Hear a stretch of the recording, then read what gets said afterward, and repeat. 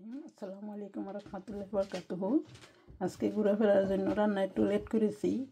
Hello গাইজগণ, আপনাদের সাথে আজকে ছোট্ট একটি ভিডিও ক্লিপ শেয়ার করব।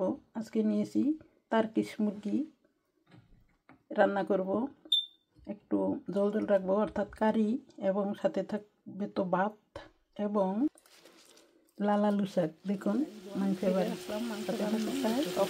আমি মাংসটা কষিয়ে নিয়েছি টার্কিশ মুরগির মিট অথবা গোস্ত যাই বলেন। এবার আমি অ্যাড করে দিব কেটে রাখা দুটো টমেটো। দেখুন, please give subscribe, like, comment. দেখতে থাকুন, ফিরে আসছি আবার। হ্যালো গাইজগণ, দেখুন অফ ক্যামেরায় আমি মিষ্টি আলুর শাকটা ভালো মতো ধুয়ে আমি কেটে নিয়েছি, বড় বড় টুকরো করেছি।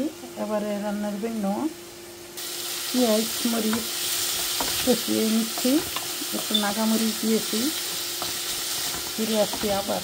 লবণটা আমি দিয়ে অফ ক্যামেরায় আমি টার্কিশ মুরগি গোস্তটা প্রায় রান্না করা শেষ করে নিলাম। অফ ক্যামেরায় আমি একটু জিরের গুঁড়ো অ্যাড করেছি। এখন অ্যাড করে দেব একটি একটি লেবুর টুকরো, যতটুকু রস হয়। আপনারা দিতেও পারেন, নাও দিতে পারেন ইচ্ছা। তো আমি যে আমার কাছে ফ্লেভারটা খুব মজা লাগে, অল্প দিলাম। এই অল্প পরিমাণ দিয়ে দিলাম, কারণ একটু মাখা মাখা ঝোল রাখবো। আজকে ঝোলের আর কোনো তরকারি নাই, ডাল রান্না করি নাই। এদিক দিয়ে অফ ক্যামেরায় ভাতটা আমি নামিয়ে নিলাম এবং আলু শাকটা দেখে দিব না, কালার চেঞ্জ হয়ে যাবে। এখন আমি দিয়ে দিব কয়েক টুকরো রসুন খালি করে।